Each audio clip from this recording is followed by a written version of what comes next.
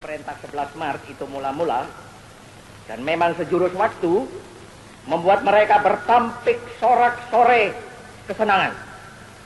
Dikiranya SP 11 Maret adalah satu penyerahan pemerintahan.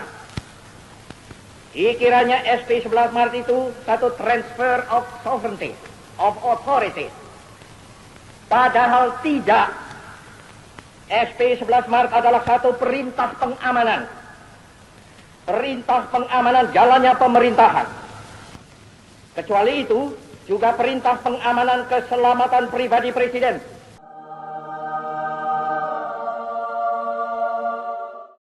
Awal Januari tahun 1966, ribuan mahasiswa bergabung dengan berbagai elemen masyarakat turun ke jalan-jalan protokol ibu kota. Aksi demonstrasi ini dipicu kondisi ekonomi yang karut-marut dan diperparah dengan kondisi politik yang kian hari tak kalah semrawut. Tahun 1966, Indonesia mengalami hiperinflasi hingga 600% dan harga BBM naik 400%. Tak hanya itu, pemerintah pun melakukan pemotongan nilai rupiah dari Rp1.000 menjadi Rp1. Semuanya bermuara pada satu peristiwa, gerakan tanggal 30 September tahun 1965. Riak kecil yang seketika berubah menjadi tsunami hebat, sebuah pergolakan yang akhirnya mengubah tampuk kepemimpinan di Republik. Dinamika politik setelah G30S mengalami turbulensi tinggi. Tanggal 1 Oktober tahun 1965, Presiden Soekarno memanggil semua panglima angkatan bersenjata untuk mengetahui kondisi terkini. Semua panglima hadir kecuali Pangdam 5 Jaya, Umar Wirahadikusuma. Kala itu sebagai Panglima Kostrad, Soeharto melarang Umar Wirahadikusuma untuk menemui Presiden Soekarno. Pada momen inilah rivalitas The Smiling General dan Sang Proklamator mulai terasa. Menurut sejarawan, Soeharto pada tahun 1965 itu bukanlah jenderal yang diperhitungkan, dalam arti lebih banyak jenderal yang lebih senior dari dia dan mempunyai posisi yang strategis. Tapi dengan terbunuhnya 6 orang jenderal pada tahun 1965, itu menjadi peluang bagi Soeharto untuk menduduki posisi yang lebih tinggi. Kekosongan petinggi di jajaran TNI AD membuat karir Soeharto hari-hari selanjutnya di 1965 semakin cemerlang. Setelah dipilih menjadi Panglima Pemulihan Keamanan dan Ketertiban, Pangkop Kamtib, pada tanggal 3 Oktober tahun 1965, 13 hari kemudian Presiden Soekarno melantik Soeharto menjadi Panglima Angkatan Darat. Dukungan masyarakat untuk Soeharto pun meningkat, terlebih karena ia dianggap sebagai sosok yang dapat menumpas PKI dan menstabilkan kondisi negara saat itu. Yang mendukung Soeharto itu dua macam sebenarnya, orang-orang yang memang anti-komunis dan telah dizalimi oleh komunis. Dari peristiwa Madiun sampai ketegangan-ketegangan tahun 65, kedua orang-orang yang memang tidak suka kepada Soekarno yang kekiri-kirian, pungkas pakar militer Salim Said.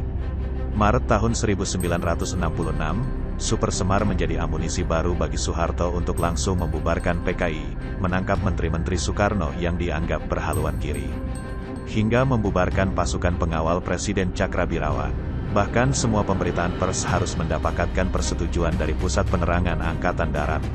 Langkah-langkah ini tak pelak membuat Presiden Soekarno naik pitam, karena Soekarno menghendaki pelaksanaan Super Semar hanya bersifat teknis, bukan politis. Apalagi secara de facto maupun de jure Soekarno masih kepala negara, kepala pemerintahan, panglima tertinggi angkatan bersenjata, bahkan pemimpin besar revolusi. Namun pengaruh Soeharto sudah terlanjur kuat. 1966, MPRS menggelar sidang umum untuk meminta pertanggungjawaban Soekarno terhadap situasi negara yang dianggap tidak stabil kala itu.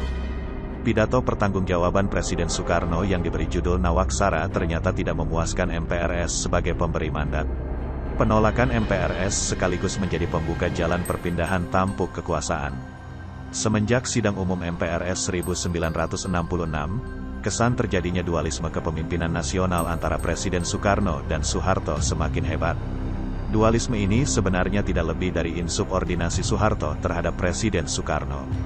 Apapun yang diucapkan dan dilakukan Presiden, tantangan sengit selalu datang dari militer yang sepenuhnya sudah dikendalikan oleh Jenderal Soeharto.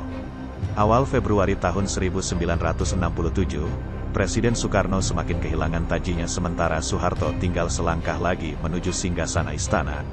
Melihat tak ada celah untuk menambal kekuatannya sebagai pemimpin besar revolusi, tanggal 22 Februari tahun 1967 Soekarno menyerahkan kekuasaannya.